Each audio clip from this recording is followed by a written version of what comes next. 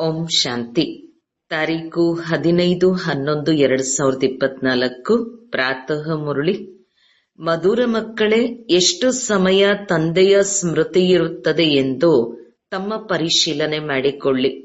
ಏಕೆಂದರೆ ಸ್ಮೃತಿಯಲ್ಲಿಯೇ ಲಾಭವಿದೆ, ವಿಸ್ಮೃತಿಯಲ್ಲಿ ನಷ್ಟವಿದೆ.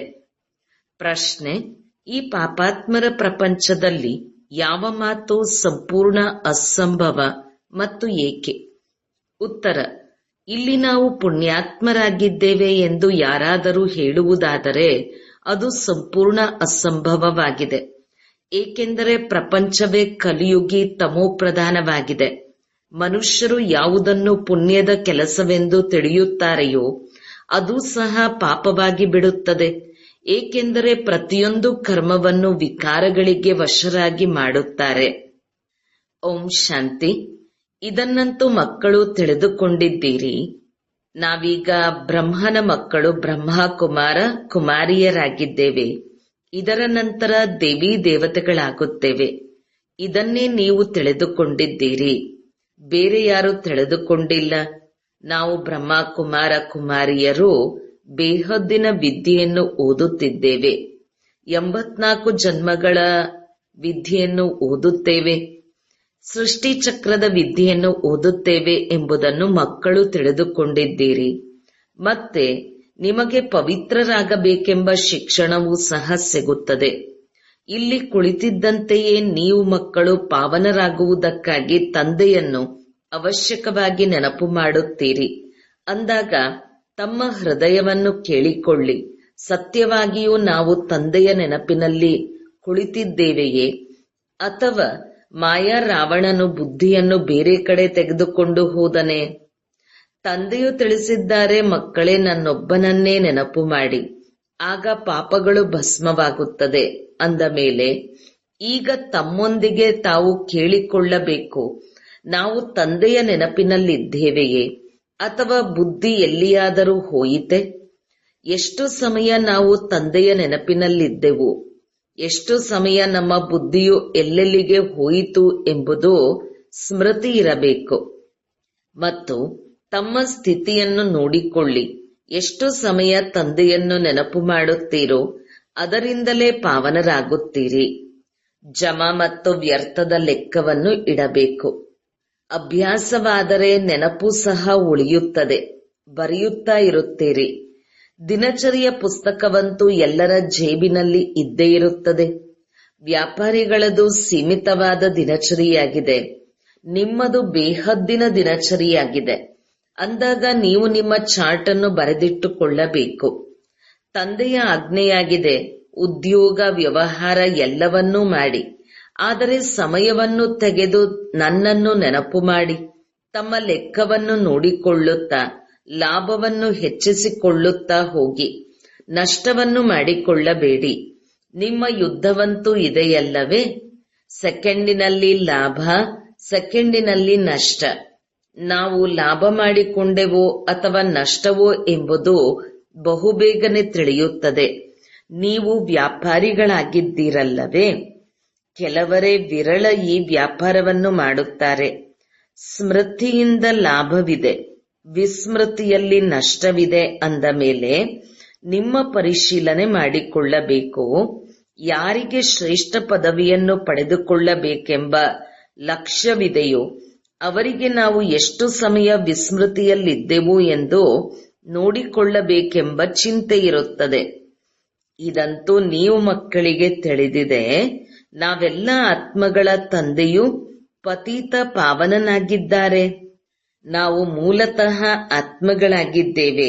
ನಮ್ಮ ಮನೆಯಿಂದ ಇಲ್ಲಿಗೆ ಬಂದಿದ್ದೇವೆ. ಈ ಶರೀರವನ್ನು ಪಡೆದುಕೊಂಡು ಪಾತ್ರವನ್ನು ಅಭಿನಯಿಸುತ್ತಿದ್ದೇವೆ. ಶರೀರವು ವಿನಾಶಿ, ಆತ್ಮವು ಅವಿನಾಶಿಯಾಗಿದೆ. ಸಂಸ್ಕಾರವೂ ಸಹ ಆತ್ಮದಲ್ಲಿಯೇ ಇರುತ್ತದೆ. ತಂದೆಯು ಪ್ರಶ್ನಿಸುತ್ತಾರೆ, ಹೇ ಆತ್ಮ, ಸ್ಮೃತಿಯಲ್ಲಿ ತಂದುಕೋ. ಈ ಜನ್ಮದಲ್ಲಿ ಬಾಲ್ಯದಲ್ಲಿ ಯಾವುದೇ ವಿರುದ್ಧವಾದ ಕೆಲಸವಂತೂ ಮಾಡಿಲ್ಲವೇ? 3-4 ವರ್ಷಗಳಿಂದ ಹಿಡಿದು ನೆನಪಂತೂ ಇರುತ್ತದೆ. ನಾವು ಬಾಲ್ಯವನ್ನು ಹೇಗೆ ಕಳೆದೆವು, ಏನೇನು ಮಾಡಿದೆವು, ಯಾವುದೇ ಮಾತು ಹೃದಯದಲ್ಲಿ ತಿನ್ನುತ್ತಿಲ್ಲವೇ? ಸತ್ಯಯುಗದಲ್ಲಿ ಪಾಪಕರ್ಮಗಳು ಆಗುವುದೇ ಇಲ್ಲ. ಆದ್ದರಿಂದ ಕೇಳುವ ಮಾತು ಸಹ ಇರುವುದಿಲ್ಲ. ಇಲ್ಲಂತೂ ಪಾಪಗಳು ಅವಶ್ಯಕವಾಗಿ ಆಗುತ್ತವೆ. ಮನುಷ್ಯರು ಯಾವುದನ್ನು ಪುಣ್ಯದ ಕೆಲಸವೆಂದು ತಿಳಿಯುವರೋ ಅದು ಸಹ ಪಾಪವಾಗಿದೆ. ಇದು ಪಾಪಾತ್ಮರ ಪ್ರಪಂಚವಾಗಿದೆ. ನಿಮ್ಮ ವ್ಯವಹಾರವೆಲ್ಲವೂ ಪಾಪಾತ್ಮರೊಂದಿಗಿದೆ. ಇಲ್ಲಿ ಪುಣ್ಯಾತ್ಮರು ಇಲ್ಲವೇ ಇಲ್ಲ. ಪುಣ್ಯಾತ್ಮರ ಪ್ರಪಂಚದಲ್ಲಿ ಒಬ್ಬರು ಪಾಪಾತ್ಮರು ಇರುವುದಿಲ್ಲ. ಪಾಪಾತ್ಮರ ಪ್ರಪಂಚದಲ್ಲಿ ಒಬ್ಬರು ಪುಣ್ಯಾತ್ಮರು ಇರಲು ಸಾಧ್ಯವಿಲ್ಲ. ಯಾವ ಗುರುಗಳ ಚರಣಗಳಲ್ಲಿ ಬೀಳುವರೋ ಅವರು ಸಹ ಪುಣ್ಯಾತ್ಮರಲ್ಲ. ಈ ಕಲಿಯುಗವೇ ತಮೋಪ್ರಧಾನವಾಗಿದೆ ಅಂದ ಮೇಲೆ ಇದರಲ್ಲಿ ಪುಣ್ಯಾತ್ಮರಾಗುವುದೇ ಅಸಂಭವವಾಗಿದೆ. ಪುಣ್ಯಾತ್ಮರಾಗುವುದಕ್ಕಾಗಿಯೇ ಹೇ ಪತೀತ ಪಾವನ ಬಂದು ನಮ್ಮನ್ನು ಪಾವನ ಆತ್ಮಗಳನ್ನಾಗಿ ಮಾಡಿ ಎಂದು ಕರೆಯುತ್ತಾರೆ. ಯಾರಾದರೂ ಬಹಳಷ್ಟು ದಾನ ಪುಣ್ಯ ಮಾಡುತ್ತಾರೆ, ಧರ್ಮಶಾಲೆಗಳನ್ನು ಕಟ್ಟಿಸುತ್ತಾರೆಂದರೆ ಅವರು ಪುಣ್ಯಾತ್ಮರೆಂದಲ್ಲ. ವಿವಾಹಕ್ಕಾಗಿ ಮಂಟಪಗಳನ್ನು ಕಟ್ಟಿಸಿದರೆ ಅವರು ಪುಣ್ಯಾತ್ಮರಾಗಲಿಲ್ಲ. ಇವು ತಿಳಿದುಕೊಳ್ಳುವ ಮಾತುಗಳಾಗಿವೆ. ಇದು ಪಾಪಾತ್ಮರ ರಾಜ್ಯ, ಆಸುರಿಯ ಆತ್ಮಗಳ ಪ್ರಪಂಚವಾಗಿದೆ. ಈ ಮಾತುಗಳು ನಿಮ್ಮ ವಿನಃ ಮತ್ಯಾರಿಗೂ ತಿಳಿದಿಲ್ಲ. ಬಲೆ ರಾವಣನಿದ್ದಾನೆ, ಆದರೆ ರಾವಣನನ್ನು ಯಾರೂ ಸಹ ತಿಳಿದುಕೊಂಡಿಲ್ಲ. ಶಿವನ ಚಿತ್ರವೂ ಇದೆ, ಆದರೆ ಶಿವನ ಬಗ್ಗೆ ತಿಳಿದುಕೊಂಡಿಲ್ಲ. ದೊಡ್ಡ ದೊಡ್ಡ ಶಿವಲಿಂಗಗಳನ್ನು ಮಾಡುತ್ತಾರೆ, ಆದರೂ ಸಹ ಅವರು ನಾಮರೂಪದಿಂದ ಭಿನ್ನರಾಗಿದ್ದಾರೆ, ಸರ್ವವ್ಯಾಪಿಯಾಗಿದ್ದಾರೆಂದು ಹೇಳುತ್ತಾರೆ. ಆದ್ದರಿಂದ ತಂದೆಯು ಹೇಳುತ್ತಾರೆ, ಯದಾ ಯದಾ ಹಿ ಧರ್ಮಸ್ಯ ಗ್ಲಾನಿರ್ಭವತಿ ಭಾರತಃ. ಭಾರತದಲ್ಲಿಯೇ ಶಿವ ತಂದೆಯ ನಿಂದನೆಯಾಗುತ್ತದೆ. ಯಾವ ತಂದೆಯು ನಿಮ್ಮನ್ನು ವಿಶ್ವದ ಮಾಲೀಕರನ್ನಾಗಿ ಮಾಡುತ್ತಾರೆಯೋ ಅವರಿಗೆ ನೀವು ಮನುಷ್ಯ ಮತದಂತೆ ನಡೆದು ಎಷ್ಟೊಂದು ನಿಂದನೆ ಮಾಡುತ್ತೀರಿ. ಮನುಷ್ಯ ಮತ ಮತ್ತು ಈಶ್ವರ್ಯ ಮತದ ಪುಸ್ತಕವೂ ಇದೆಯಲ್ಲವೇ? ಇದು ನಿಮಗೆ ತಿಳಿದಿದೆ ಮತ್ತು ನಾವು ಶ್ರೀಮತದ ಅನುಸಾರ ದೇವತೆಗಳಾಗುತ್ತೇವೆ ಎಂದು ನೀವೇ ತಿಳಿಸುತ್ತೀರಿ. ರಾವಣನ ಮತದಂತೆ ಆಸುರಿ ಮನುಷ್ಯರಾಗಿ ಬಿಡುತ್ತಾರೆ. ಮನುಷ್ಯ ಮತಕ್ಕೆ ಆಸುರಿ ಮತವೆಂದು ಕರೆಯುತ್ತಾರೆ, ಏಕೆಂದರೆ ಆಸುರಿ ಕರ್ತವ್ಯವನ್ನು ಮಾಡುತ್ತಿರುತ್ತಾರೆ. ಮೂಲ ಮಾತೇನೆಂದರೆ ಈಶ್ವರನಿಗೆ ಸರ್ವವ್ಯಾಪಿ ಎಂದು ಹೇಳಿಬಿಡುತ್ತಾರೆ. ಮೀನು ಮೊಸಳೆ ಅವತಾರ ಎಂದು ಹೇಳುತ್ತಾರೆ. ಅಂದ ಮೇಲೆ ನೋಡಿ, ಎಷ್ಟೊಂದು ಆಸುರಿ ಮತದವರಾಗಿ ಬಿಟ್ಟಿದ್ದಾರೆ.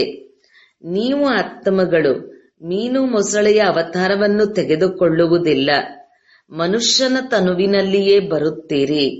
ಈಗ ನೀವು ತಿಳಿದುಕೊಳ್ಳುತ್ತೀರಿ, ನಾವು ಯಾವುದೇ ಮೀನು ಮೊಸಳೆಯಾಗುವುದಿಲ್ಲ, 84 ಜೀವಯೋನಿಗಳಲ್ಲಿಯೂ ಬರುವುದಿಲ್ಲ. ಈಗ ನಿಮಗೆ ತಂದೆಯ ಶ್ರೀಮತವು ಸಿಗುತ್ತದೆ. ಮಕ್ಕಳೇ, ನೀವು 84 ಜನ್ಮಗಳನ್ನು ಪಡೆದುಕೊಳ್ಳುತ್ತೀರಿ. 84 ಜನ್ಮ ಮತ್ತು 84 ಲಕ್ಷ ಜನ್ಮಗಳ ಪರ್ಸೆಂಟೇಜ್ ಏನು ಹೇಳುತ್ತೀರಿ? ಅಸತ್ಯವೆಂದರೆ ಪೂರ್ಣ ಅಸತ್ಯವಿದೆ, ಸತ್ಯದ ಅಂಶವೂ ಸಹ ಇಲ್ಲ. ಇದರ ಅರ್ಥವನ್ನು ತಿಳಿದುಕೊಳ್ಳಬೇಕು. ಭಾರತದ ಸ್ಥಿತಿ ನೋಡಿ ಏನಾಗಿದೆ. ಭಾರತವು ಸತ್ಯಖಂಡವಾಗಿತ್ತು, ಅದಕ್ಕೆ ಸ್ವರ್ಗವೆಂದು ಹೇಳಲಾಗುತ್ತಿತ್ತು. ಅರ್ಧಕಲ್ಪ ರಾಮರಾಜ್ಯ, ಇನ್ನರ್ಧ ಕಲ್ಪ ರಾವಣ ರಾಜ್ಯ. ರಾವಣ ರಾಜ್ಯಕ್ಕೆ ಆಸುರಿ ಸಂಪ್ರದಾಯವೆಂದು ಹೇಳುತ್ತಾರೆ. ಎಷ್ಟೊಂದು ಕಠಿಣ ಅಕ್ಷರವಾಗಿದೆ. ಅರ್ಧಕಲ್ಪ ದೇವತೆಗಳ ರಾಜ್ಯವು ನಡೆಯುತ್ತದೆ. ತಂದೆಯು ತಿಳಿಸುತ್ತಾರೆ, Lakshminarayana the first, second, third ನಡೆಯುತ್ತದೆ. ಹೇಗೆ ಎಡ್ವರ್ಡ್ ದ ಫಸ್ಟ್, ಸೆಕೆಂಡ್ ಇರುತ್ತದೆಯಲ್ಲವೇ? ಮೊದಲ ಪೀಳಿಗೆ ಮತ್ತೆ ಎರಡನೇ ಪೀಳಿಗೆ ಹೀಗೆ ನಡೆಯುತ್ತದೆ.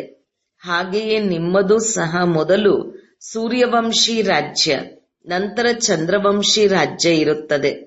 ತಂದೆಯು ಬಂದು ನಾಟಕದ ರಹಸ್ಯವನ್ನು ಚೆನ್ನಾಗಿ ತಿಳಿಸುತ್ತಾರೆ. ನಿಮ್ಮ ಶಾಸ್ತ್ರಗಳಲ್ಲಿ ಈ ಮಾತುಗಳಿರಲಿಲ್ಲ.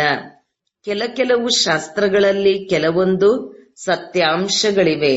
ಆದರೆ ಈ ಸಮಯದಲ್ಲಿ ಯಾರು ಗ್ರಂಥಗಳನ್ನು ರಚಿಸಿದರೋ ಅವರು ಏನನ್ನೂ ತಿಳಿದುಕೊಳ್ಳಲಿಲ್ಲ. ಬ್ರಹ್ಮ ತಂದೆಯೂ ಸಹ ಕಾಶಿಗೆ ಹೋಗಿದ್ದರು. ಆ ಸಮಯದಲ್ಲಿ ಈ ಪ್ರಪಂಚವು ಇಷ್ಟವಾಗುತ್ತಿರಲಿಲ್ಲ. ಅಲ್ಲಿ ಗೋಡೆಗಳ ಮೇಲೆ ಚಿತ್ರಗಳನ್ನು ಬಿಡಿಸುತ್ತಿದ್ದರು. ಇದೆಲ್ಲವನ್ನು ಶಿವತಂದೆಯು ಮಾಡಿಸುತ್ತಿದ್ದರು. ಆದರೆ ನಾವಂತೂ ಆ ಸಮಯದಲ್ಲಿ ಮಕ್ಕಳಾಗಿದ್ದೆವು. ಈಗ ಪೂರ್ಣ ತಿಳುವಳಿಕೆ ಬಂದಿದೆ. ನಮ್ಮಿಂದ ಯಾರು ಮಾಡಿಸುತ್ತಿದ್ದಾರೆ ಎಂಬುದಷ್ಟೇ ತಿಳಿಯುತ್ತದೆ. ವಿನಾಶವನ್ನು ನೋಡಿದ್ದರಿಂದ ಆಂತರಿಕವಾಗಿ ಖುಷಿಯೂ ಇತ್ತು. ರಾತ್ರಿಯಲ್ಲಿ ಮಲಗಿದ್ದಾಗಲೂ ಸಹ ಹೇಗೆ ಮೇಲೆ ಹಾರುತ್ತಿದ್ದೆವು. ಆದರೆ ಏನೂ ಅರ್ಥವಾಗುತ್ತಿರಲಿಲ್ಲ. ಸುಮ್ಮನೆ ಹೀಗೇಕೆ ಗೆರೆಗಳು ಎಳೆಯುತ್ತಾ ಇದ್ದೇನೆ, ಯಾವುದೋ ಶಕ್ತಿಯು ಪ್ರವೇಶತೆಯಾಗಿದೆ ಎಂದು ಹೇಳಿ ನಾನು ಆಶ್ಚರ್ಯ ಪಡುತ್ತಿದ್ದೆನು. ಮೊದಲಂತೂ ವ್ಯಾಪಾರ ಮೊದಲಾದವನ್ನು ಮಾಡುತ್ತಿದ್ದೆನು. ನಂತರ ಏನಾಯಿತೋ, ಯಾರನ್ನೇ ನೋಡಿದರೂ ತಕ್ಷಣ ಧ್ಯಾನದಲ್ಲಿ ಹೊರಟು ಹೋಗುತ್ತಿದ್ದರು. ಏನಾಗುತ್ತದೆ, ಯಾರನ್ನೇ ನೋಡಿದರೂ ಅವರ ಕಣ್ಣುಗಳು ಮುಚ್ಚಿ ಹೋಗುತ್ತವೆ ಎಂದು ಹೇಳುತ್ತಿದ್ದೆನು. ಏನು ನೋಡಿದಿರಿ ಎಂದು ಅವರನ್ನು ಕೇಳಿದರೆ, ವೈಕುಂಠ ನೋಡಿದೆವು, ಕೃಷ್ಣನನ್ನು ನೋಡಿದೆವು ಎಂದು ಹೇಳುತ್ತಿದ್ದರು. ಇವೆಲ್ಲವೂ ಸಹ ತಿಳಿದುಕೊಳ್ಳುವ ಮಾತುಗಳಾಯಿತಲ್ಲವೇ? ಆದ್ದರಿಂದ ಎಲ್ಲವನ್ನೂ ಬಿಟ್ಟು ಇದನ್ನು ಯಥಾರ್ಥವಾಗಿ ತಿಳಿದುಕೊಳ್ಳಲು ಕಾಶಿಗೆ ಹೊರಟು ಹೋದೆನು. ಇಡೀ ದಿನ ಕುಳಿತುಕೊಂಡಿರುತ್ತಿದ್ದೆನು. ಪೆನ್ಸಿಲ್ ಮತ್ತು ಗೋಡೆಯನ್ನು ಬಿಟ್ಟರೆ ಮತ್ಯಾವುದೇ ವ್ಯವಹಾರವನ್ನು ಮಾಡುತ್ತಿರಲಿಲ್ಲ. ಆಗ ಇನ್ನೂ ಜ್ಞಾನದಲ್ಲಿ ಮಗುವಾಗಿದ್ದೆನಲ್ಲವೇ? ಯಾವಾಗ ಇದೆಲ್ಲವನ್ನು ನೋಡಿದೆನೋ ಆಗ ಈ ಉದ್ಯೋಗ ವ್ಯವಹಾರಗಳನ್ನು ಮಾಡಬಾರದು, ವ್ಯವಹಾರಗಳನ್ನೇನು ಮಾಡುವುದು, ಕೊನೆಗೆ ಇದೆಲ್ಲವನ್ನು ಬಿಡಲೇಬೇಕಾಗುತ್ತದೆ ಎಂದು ತಿಳಿಯಿತು. ಮತ್ತು ಇನ್ನೊಂದು ಕಡೆ ಇಲ್ಲೇ ಏನೇ ಇದ್ದರೂ ಇದೆಲ್ಲವೂ ಗುಲಾಮಿತನವಾಗಿದೆ, ಇದನ್ನು ಬಿಡಬೇಕು ಎಂಬ ಖುಷಿಯಿತ್ತು. ಏಕೆಂದರೆ ರಾವಣ ರಾಜ್ಯವಲ್ಲವೇ? ರಾವಣನಿಗೆ ಕತ್ತೆಯ ಕಿರೀಟವನ್ನು ತೋರಿಸುತ್ತಾರೆ ಅಂದ ಮೇಲೆ ಇದು ರಾಜ್ಯ ಭಾಗ್ಯವಲ್ಲ, ಗುಲಾಮಿತನವೆಂಬುದು ವಿಚಾರ ಬಂದಿತು. ಹೇಗೆ ಕತ್ತೆಯು ಪದೇ ಪದೇ ಮಣ್ಣಿನಲ್ಲಿ ಹೊರಳಾಡಿ ಅಗಸನ ಬಟ್ಟೆಗಳೆಲ್ಲವನ್ನೂ ಹಾಳು ಮಾಡಿಬಿಡುತ್ತದೆ, ತಂದೆಯೂ ಸಹ ಹೇಳುತ್ತಾರೆ, ನೀವು ಏನಾಗಿದ್ದಿರಿ, ಈಗ ನಿಮ್ಮ ಸ್ಥಿತಿಯು ಏನಾಗಿ ಬಿಟ್ಟಿದೆ. ಇದನ್ನು ತಂದೆಯು ತಿಳಿಸುತ್ತಾರೆ ಮತ್ತು ದಾದಾರವರು ತಿಳಿಸುತ್ತಾರೆ. ಇಬ್ಬರ ವಾರ್ತಾಲಾಪವು ನಡೆಯುತ್ತಿರುತ್ತದೆ. ಜ್ಞಾನದಲ್ಲಿ ಯಾರು ಬಹಳ ಚೆನ್ನಾಗಿ ತಿಳಿಸಿಕೊಡುತ್ತಾರೆಯೋ ಅವರನ್ನು ತೀಕ್ಷ್ಣ ಬುದ್ಧಿಯವರೆಂದು ಹೇಳುತ್ತಾರೆ. ನಂಬರ್ ವಾರಂತೂ ಇದ್ದಾರಲ್ಲವೇ? ನೀವು ಮಕ್ಕಳು ಸಹ ಜ್ಞಾನವನ್ನು ತಿಳಿಸಿಕೊಡುತ್ತೀರಿ. ಈ ರಾಜಧಾನಿಯು ಸ್ಥಾಪನೆಯಾಗುತ್ತಿದೆ. ಅವಶ್ಯಕವಾಗಿ ನಂಬರ್ ವಾರ್ ಪದವಿಯನ್ನು ಪಡೆಯುತ್ತಾರೆ. ಆತ್ಮವೇ ಕಲ್ಪಕಲ್ಪವು ತನ್ನ ಪಾತ್ರವನ್ನು ಅಭಿನಯಿಸುತ್ತದೆ. ಎಲ್ಲರೂ ಒಂದೇ ಸಮನಾಗಿ ಜ್ಞಾನವನ್ನು ತಿಳಿದುಕೊಳ್ಳುವುದಿಲ್ಲ. ಈ ಸ್ಥಾಪನೆಯು ವಿಚಿತ್ರವಾಗಿದೆ. ಬೇರೆ ಯಾರೂ ಈ ಸ್ಥಾಪನೆಯ ಜ್ಞಾನವನ್ನು ಕೊಡುವುದಿಲ್ಲ. ತಿಳಿಯಿರಿ, ಸಿಖ್ ಧರ್ಮದ ಸ್ಥಾಪನೆಯಾಯಿತು. ಶುದ್ಧ ಆತ್ಮವು ಪ್ರವೇಶ ಮಾಡಿತು. ಸ್ವಲ್ಪ ಸಮಯದ ನಂತರ ಸಿಖ್ ಧರ್ಮದ ಸ್ಥಾಪನೆಯಾಯಿತು. ಅವರ ಮುಖ್ಯಸ್ಥರು ಯಾರು? ಗುರುನಾನಕರು. ಅವರು ಬಂದು ಜಪ ಸಾಹೇಬ್ ಎಂಬ ಗ್ರಂಥವನ್ನು ರಚಿಸಿದರು. ಮೊದಲಂತೂ ಹೊಸ ಆತ್ಮಗಳೇ ಇರುತ್ತಾರೆ, ಏಕೆಂದರೆ ಪವಿತ್ರ ಆತ್ಮಗಳಾಗಿರುತ್ತಾರೆ. ಪವಿತ್ರರಿಗೆ ಮಹಾನ್ ಆತ್ಮಗಳೆಂದು ಹೇಳುತ್ತಾರೆ. ಶ್ರೇಷ್ಠಾತಿ ಶ್ರೇಷ್ಠ ಎಂದು ಒಬ್ಬ ತಂದೆಗೆ ಹೇಳಲಾಗುತ್ತದೆ. ಅವರೂ ಸಹ ಧರ್ಮಸ್ಥಾಪನೆ ಮಾಡುತ್ತಾರೆಂದರೆ ಅವರಿಗೆ ಮಹಾನ್ ಎಂದು ಹೇಳುತ್ತಾರೆ. ಆದರೆ ನಂಬರ್ ವಾರ್ ಆಗಿ ಒಬ್ಬರ ಹಿಂದೆ ಇನ್ನೊಬ್ಬರು ಬರುತ್ತಾರೆ. 500 ವರ್ಷಗಳಿಗೆ ಮೊದಲು ಒಂದು ಆತ್ಮವು ಬಂದು ಸಿಖ್ ಧರ್ಮದ ಸ್ಥಾಪನೆ ಮಾಡಿದರು. ಆ ಸಮಯದಲ್ಲಿ ಗ್ರಂಥವೆಲ್ಲಿಂದ ಬಂದಿತು?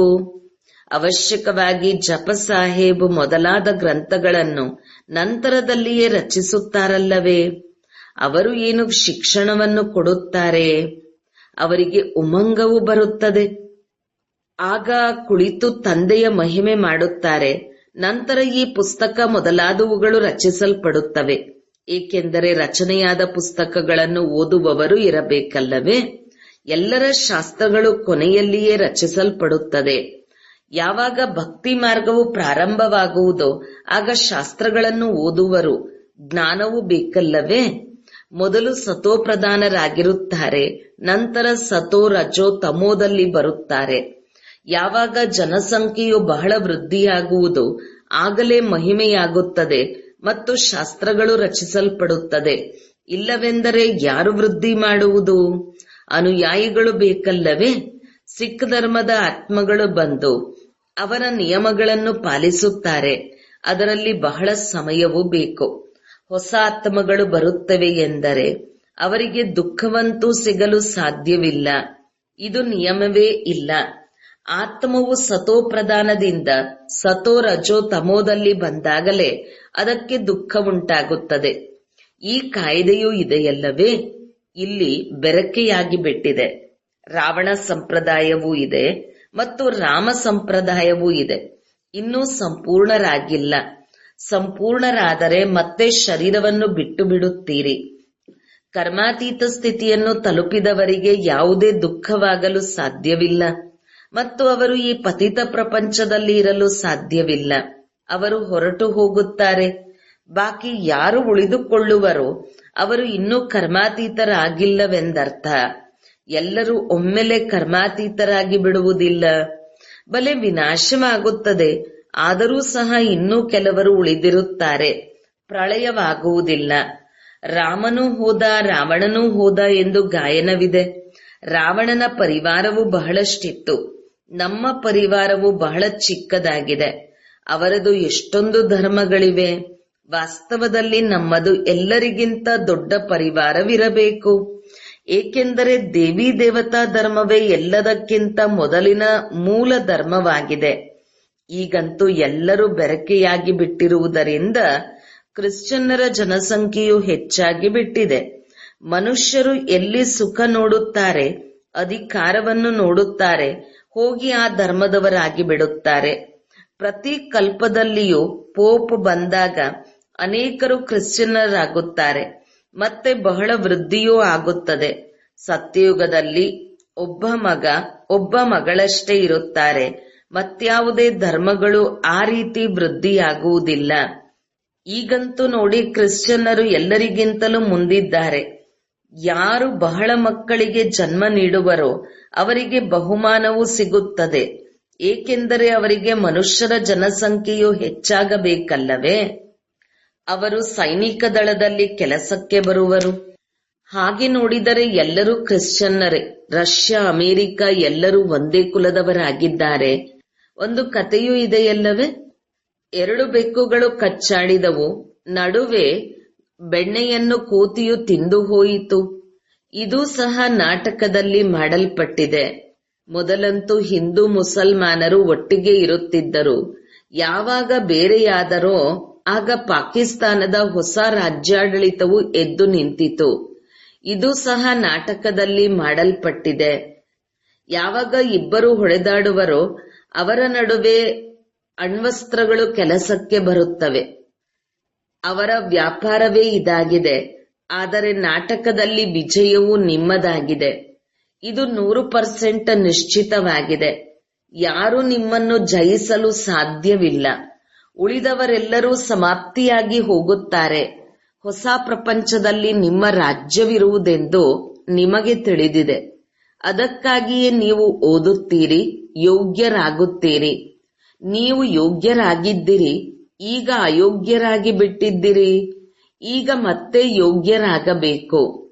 ಪತೀತ ಪಾವನ ಬನ್ನಿ ಎಂದು ಕರೆಯುತ್ತಾರೆ, ಆದರೆ ಅರ್ಥವನ್ನು ತಿಳಿದುಕೊಂಡಿಲ್ಲ. ಇದೆಲ್ಲವೂ ಕಾಡಾಗಿದೆ. ಈಗ ತಂದೆಯು ಬಂದು ಮುಳ್ಳಿನ ಕಾಡನ್ನು ಹೂದೋಟವನ್ನಾಗಿ ಮಾಡುತ್ತಾರೆ. ಅದು ದೈವಿ ಪ್ರಪಂಚವಾಗಿದೆ. ಇದು ದೆವ್ವದ ಪ್ರಪಂಚವಾಗಿದೆ. ಇಡೀ ಮನುಷ್ಯ ಸೃಷ್ಟಿಯ ರಹಸ್ಯವನ್ನು ತಿಳಿಸಲಾಗಿದೆ. ನಾವು ನಮ್ಮ ಧರ್ಮವನ್ನು ಮರೆತು ಧರ್ಮಭ್ರಷ್ಟರಾಗಿ ಬಿಟ್ಟಿದ್ದೇವೆ ಎಂಬುದನ್ನು ನೀವು ಈಗ ತಿಳಿದುಕೊಂಡಿದ್ದೀರಿ. ಇಲ್ಲಿ ಎಲ್ಲರ ಕರ್ಮವು ವಿಕರ್ಮವೇ ಆಗಿರುತ್ತದೆ. ಕರ್ಮ, ಅಕರ್ಮ, ವಿಕರ್ಮದ ಗತಿಯನ್ನು ತಂದೆಯು ನಿಮಗೆ ತಿಳಿಸಿಕೊಟ್ಟು ಹೋಗಿದ್ದರು. ನಾವು ನಿನ್ನೆ ಅಂತಹವರಾಗಿದ್ದೆವು, ಮತ್ತೆ ಈಗ ಅಂತಹವರಾಗುತ್ತಾ ಇದ್ದೇವೆ ಅಂದಾಗ ಇದು ಸಮೀಪದಲ್ಲಿ ಇದೆಯಲ್ಲವೇ? ನಿನ್ನೆ ನಿಮ್ಮನ್ನು ದೇವತೆಗಳನ್ನಾಗಿ ಮಾಡಿದ್ದೆನು ಎಂದು ತಂದೆಯು ತಿಳಿಸುತ್ತಾರೆ. ರಾಜ್ಯಭಾಗ್ಯವನ್ನು ಕೊಟ್ಟಿದ್ದೆನು. ಮತ್ತೆ ಅದೆಲ್ಲವೂ ಏನು ಮಾಡಿದಿರಿ, ಎಲ್ಲಿಗೆ ಹೋಯಿತು? ನಾವು ಭಕ್ತಿ ಮಾರ್ಗದಲ್ಲಿ ಎಷ್ಟೊಂದು ಹಣವನ್ನು ಹಾಳು ಮಾಡಿದೆವು ಎಂಬುದು ತಮ್ಮ ಸ್ಮೃತಿಗೆ ಬಂದಿದೆ. ನೆನ್ನೆಯ ಮಾತಲ್ಲವೇ? ತಂದೆಯು ಬಂದು ಅಂಗೈಯಲ್ಲಿ ಸ್ವರ್ಗವನ್ನು ನೀಡುತ್ತಿದ್ದಾರೆ. ಈ ಜ್ಞಾನವು ಬುದ್ಧಿಯಲ್ಲಿರಬೇಕು. ಈ ಕಣ್ಣುಗಳು ಎಷ್ಟು ಮೋಸ ಮಾಡುತ್ತವೆ ಎಂಬುದನ್ನು ಸಹ ತಂದೆಯು ತಿಳಿಸಿದ್ದಾರೆ.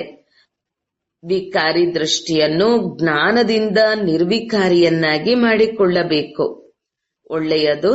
ಮಧುರಾತಿ ಮಧುರ ಅಗಲಿ ಹೋಗಿ ಮರಳಿ ಸಿಕ್ಕಿರುವಂತಹ ಮಕ್ಕಳಿಗೆ ಪ್ರೀತಿಯ ಮಾತಾಪಿತಾ ಬಾಪ್ ದಾದರವರ ನೆನಪು, ಪ್ರೀತಿ ಹಾಗೂ ನಮಸ್ತೆ.